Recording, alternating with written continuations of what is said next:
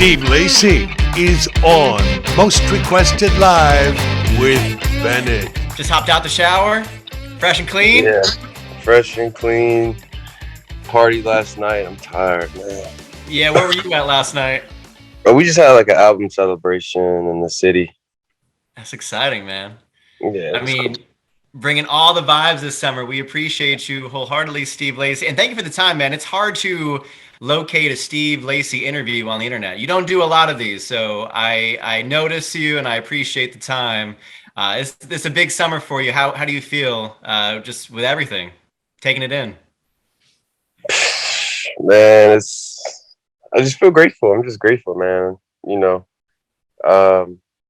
trying to make sense of everything. It's cool that you know, um, this is, doing what it's doing.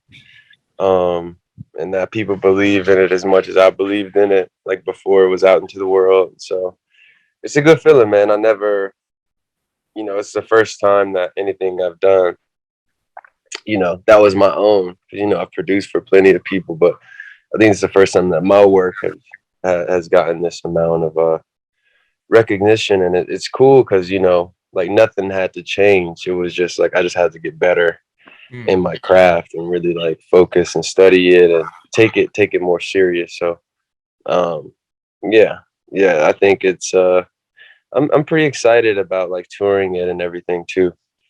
Yeah, man, there's so many components that come with it. I was going to ask you because obviously you've worked behind the scenes and worked on some of the, so important records from Mac, Jet Fuel, one of my favorites off the Swimming record, Kendrick, everything from Tyler, the Creator. Like, you find more appreciation and getting validation from your peers, like when your vision meshes with them behind the scenes, or getting the validation from now your fans listening to your own words, your own work, your own vision.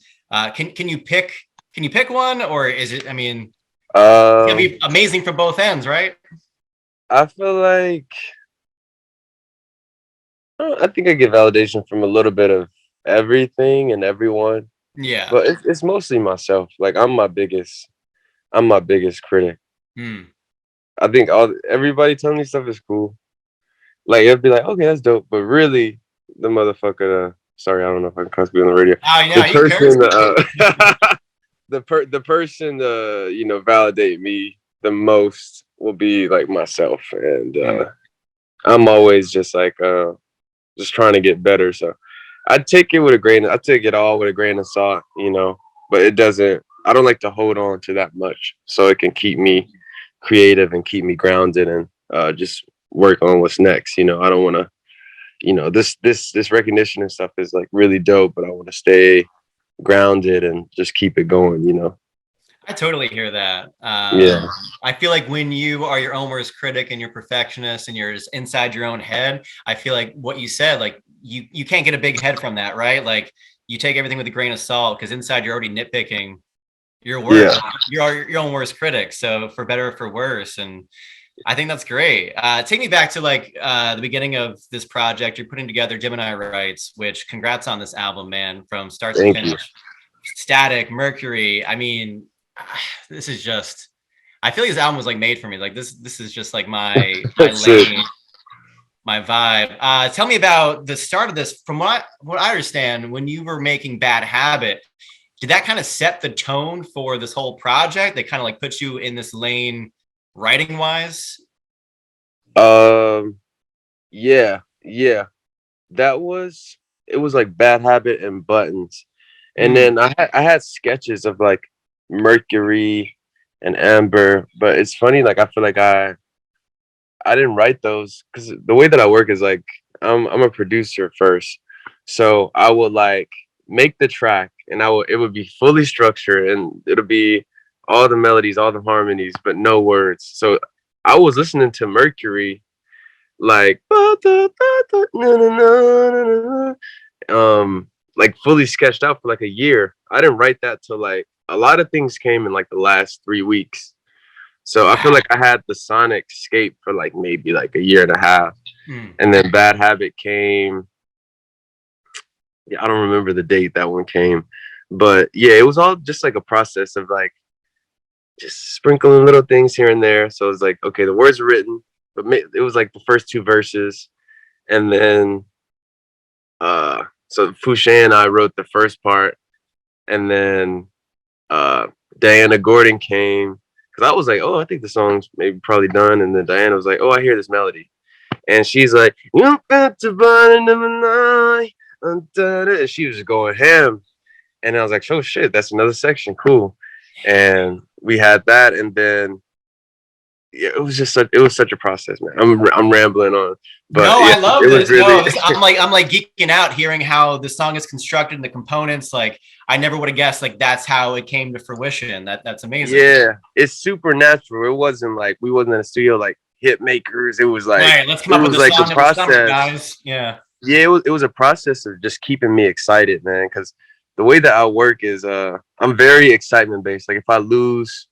like my electricity for an idea, then it's kind of just dead, and I just kind of like put it back in like a draft folder. Because I had like over 200 ideas to get to like 10. I knew I wanted 10 good songs. So I was just like, everything's too long. I just want like, I don't want to take up Whittle it people's lives. down. I just want to, I want it to be like replayable. That's always been a thing. Like just keep it short so you can come back. So you want to come back. Um, but yeah, that was such a process. And then what else happened? Yeah, yeah. But Bad Habit did really set the tone, and I feel like writing wise, that one set the tone. And then I wrote Buttons like right after, and that one came fast. Like I literally made the beat, wrote the song that day, and then through You had the time we just had a momentum. little, yeah. And then I took a break for a while. I was working on some other album for someone else, and then I came back, and it was Static, and then Static was like, oh, okay, all right, cool, we're good. Is it And tough then to that switch was gears, like to go from working on your project, your clear cut vision, and then producing for someone else, or no, you it's have to be? inspiring. Okay, It's yeah, it's super inspiring. I mean, especially because I only really work with people that inspire me. So Mm. I wouldn't even put my work to the side if it wasn't some shit that I'm not gonna learn from. So Yeah, that totally makes sense. I love asking this question in interviews, and I asked this question most recently to Benny Blanco. I asked, out of all the songs you've heard in the last couple of years, is there a song that you can pinpoint that you got jealous over? You're like, man, I wish I thought of that idea first, or I wish I collaborated and had some hand in it. And Benny Blanco said, I was genuinely pissed when I heard Bad Habit. He was like, that's my favorite song. He's like, I wish I thought of that first. Is there a song like you that for you that sticks out? Is it a Benny Blanco song? Is it a full circle moment? Is there one that comes to mind for you? hmm. We've gotten a lot of interesting answers over the last few months. It's been a fun exercise.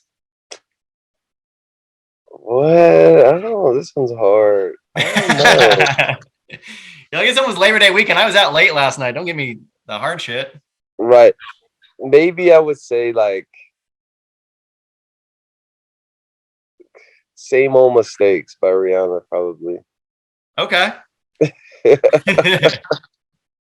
And like a lot of people are like, they get pissed in the moment, and like it inspires them to then go back and get in the studio and work on their own projects. So like, Yeah.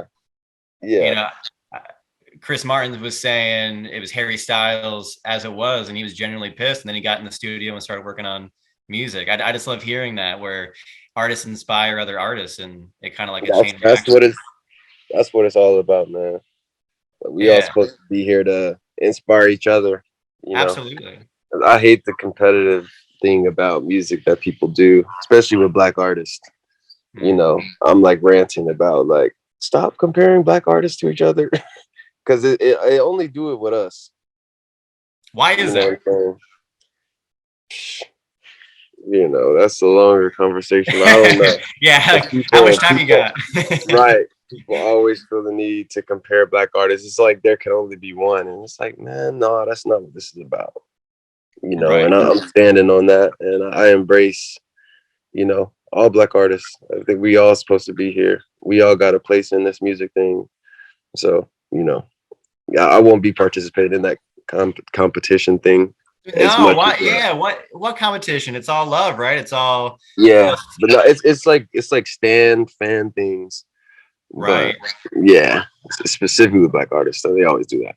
Man, well, there's enough sunlight for everyone, right? That's what I'm saying. Yeah, And there's a because big we all enough do stage for different everyone. things. Yeah, we all do different things. You know, we all got our own lanes. You know. 100%. Talk to me about this real quick because I just thought it was so interesting that Dark Red, you put that out, what, 5 years ago now, and it's still one of the Yeah. top streaming songs in the world. What does that mean to you? Like, is that just the way the music landscape is, or are new fans coming into play for you? Like, they're now discovering you for the first time. hmm It's got to feel amazing, though. Um. Yeah, it feels really good. I'm sorry, I'm really nonchalant. I'm like everything hits me so late. Like all this stuff feels like I don't know. I feel it in little spurts. So when you say this thing to me, I'm like, oh shit, like yeah, that is a thing, huh? But it feels good, man. I don't know. I guess it's just affirming. You know, it keeps me going. That like I said, nothing has to change. That's my same ethos from now, and I still have that creative brain.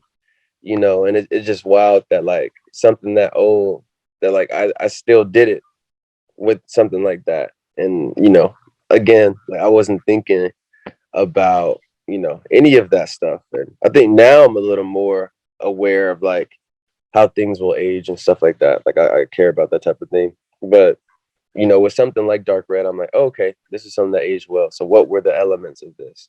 And how do I apply it to this? And I just I feel like that's a huge part of like my process now is just seeing and loving like what music do I love that came from like different eras. Like I think Viva La Vida is a perfect song that could have came out at any time. Like, you know, I'm trying to write those type of songs that will like age, and maybe some songs, you know, I won't name because that's maybe a little bit shady, that won't last for like Sure, a long sure. time, you know. Sonically, So right? Yeah. yeah, so I'm always like, okay, how can we be create a moment now, sure, or like just make something that people can resonate with, but also like forever, you know. I call it sustainable goods.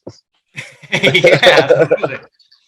And that's what you're providing. I mean, it's cool to see. Um and then you got the tour. That's very exciting. We're gonna see you on the road. You ready to take Gemini Rights on the road? You got to be pretty hyped for that. I'm so ready. I've never been more excited, man, for any of this stuff. And I mean, maybe it's because of pandemic. You know, I haven't toured since Apollo 21. And this album's way more exciting than, you know. I feel like I was so nonchalant about like my character and music, and I was like, I don't really know. And then when this album came around, I was like, yeah, cool. This is what we're doing. Let's get it. You know, Yeah, I'm man. just excited. Time to put it on display. We're excited to see it. We'll see you on the road, but just congrats on this year you're having, Gemini Rights, the whole project, Bad Habit, of course, and just thank you for the time, man. It was cool to just talk music for a little bit. We appreciate it. Yes, yes. Thank you, Michael.